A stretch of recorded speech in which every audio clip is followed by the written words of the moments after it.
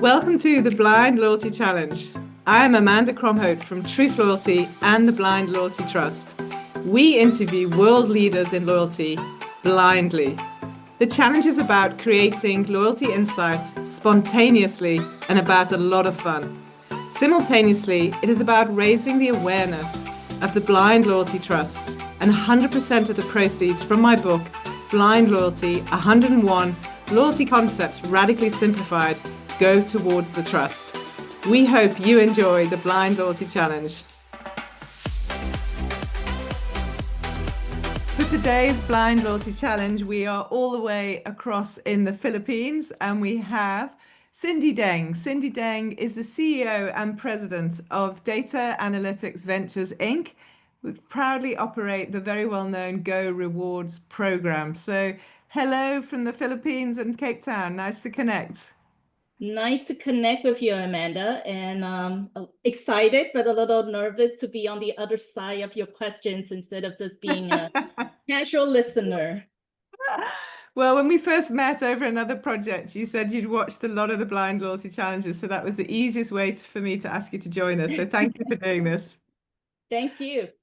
Okay, your first question, I think you know the format, is actually asked by someone else. So the individual who asked this question is Dave Andriadakis, and he is from Loyalty Juggernaut. So Dave's question, and it had to be for a lady. So what advice would you give young professionals starting out in our industry, which he feels, not sure I totally agree with him on this, but he feels is a very male-dominated industry? Okay, well, I think I'm just going to give advice more from my perspective of what I've seen have worked for me, and maybe perhaps some of the failures that I've made along the way, and I don't necessarily see things from the perspective of whether the industry I'm in is male dominated or not. So I think what has worked for me, a couple of things is, one, you have to do your homework. You have to be prepared. So Yeah. don't ever compromise on knowing your stuff. Be prepared, anticipate the challenges someone may throw at you, and be very curious in owning the domain and whichever domain that you operate in and making that extra effort to learn. I think for me, I find you'll be able to grow and even create opportunities more than you can imagine when you kind of do your homework and be curious. Yeah. Another one I think I live by is more around growth and comfort doesn't coexist. So one of the things I like to say is out of your comfort zone is where the magic happens. So sometimes Yeah. we may let opportunities pass us by because we were either we don't think we're ready for it or we overthink it.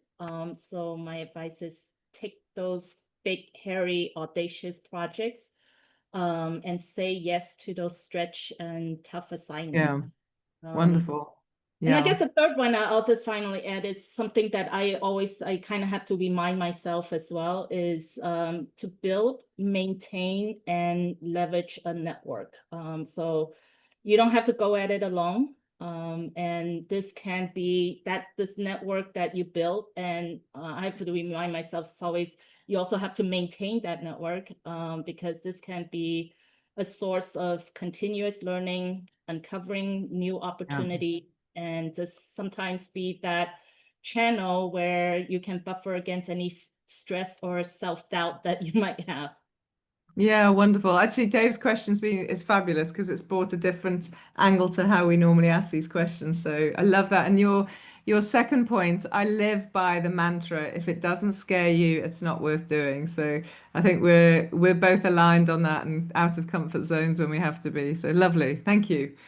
Okay, my second question, given particularly that you're operating such a successful and well-known coalition program, Go Rewards, comes from chapter 22, which is about coalition programs, chapter 22 of Blind Loyalty. What for you as a business is the most challenging aspect of running a coalition program? Well, I think you're probably well aware, and for anyone running a coalition loyalty program is you have many stakeholders, many different interests. So aligning all those different partner economics, how that fits into the program economics, the brand strategy, those are always the biggest challenge that you have to deal with. And I think increasingly partners want more access and control. So Yeah. how do you enable that for them versus the traditional model of the coalition program? So for us, we have to also think about the technology that we have in place, and then how do we need to invest in the technology and the data infrastructure that can ultimately provide the benefits to our partners and enabling easier or better data sharing with brands and partners, because many of the brands and many of our partners, they don't want just the operator to have control of the data. They also want to have those access and to be able to communicate with their customers as well. So Yeah. I think those are Yeah. kind of naturally some of the bigger challenges. Yeah, and I think every operator of a coalition shares the same thing, the stakeholder engagement. And then one of the quotes in Blind Loyalty in that chapter is from Brian Pearson, who obviously has an incredible reputation of understanding coalition programs. And he talked about making the elephants dance, so make the big partners dance. They can't just sit still and dictate to the smaller players. And that's often one of the challenging parts. So, okay, my third question is around KPIs. It's one of my favorite subjects. So, chapter 94 is dedicated to KPIs. What do you think is the most significant KPI that you measure against? I think KPIs always, I think we have KPIs, but then getting all the partners to agree or align to the KPI is also a different challenge. So for me, a loyalty program is it's really about changing and driving behavioral change of your members or your customers. So what are those behavioral change that we inevitably are looking for? Is either it's in spend, frequency of their purchases, and especially in the coalition program, the one area that I'm emphasizing on and we're also tracking is around how many partners and brands our members engage with, and retention. And you mentioned Brian earlier, and actually I took one of in his book, he also mentioned about the coalition multiplier effect. Yeah. And so that's also one of the metrics that we look at, is when we bring new members on, how are we growing their cross-brand utilization and engagement? Because I was surprised to see that in his coalition multiplier effect, he talked about how the first brand a member comes through into the program will actually, the member will spend more with that original brand as they engage with more brands within the coalition. And we did an analysis of, does this actually work within the Go Rewards program? And to my surprise, we saw that repeatedly with the multiple brands that we Okay. have. Okay. Wow, that's cool. I'll share with you the blind loyalty challenge I did with Brian, because you obviously know him or know his work. So I did a wonderful one of the very first ones I did. So I'll share the link with Oh, you. great. Yes. Yeah, great. Okay, well, you cruise through them. I mean, coalition programs something that you eat and live by. So thank you for the insight. But thank you for the first question response. That was really like, I hope a lot of people take from that. So, Cindy, who would you like to see on the blind loyalty challenge? So yeah, obviously I have watched a lot of your blind loyalty challenge, and I was struggling to see, okay, who haven't Amanda talked to? And so one person I thought of is Edone Benito. She actually is from Intercorp Retail in Peru.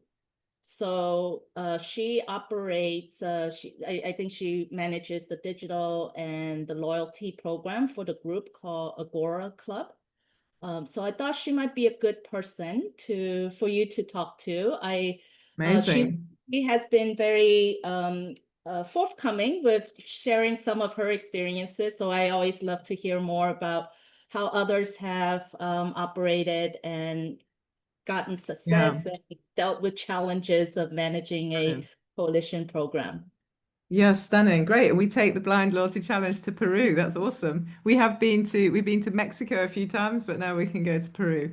Okay, wonderful. Thank you. And what question, it might not necessarily be directly for the next tagged person, but what question would you like me to ask one of the people on the other side of my screen? All right, so this is going to be a little bit self-serving because it's a question that I am grappling with. So one of the questions on my mind is um, how would someone who's operating a loyalty program, and especially a coalition loyalty program, approach building an economic model that clearly demonstrates ROI and cost justification for partners joining the program? What costs and revenue considerations should be included in the structuring fee or the revenue sharing with the partners? And what's a fair commercial model for the program operator and the partners that are involved? Yo, that's a big question.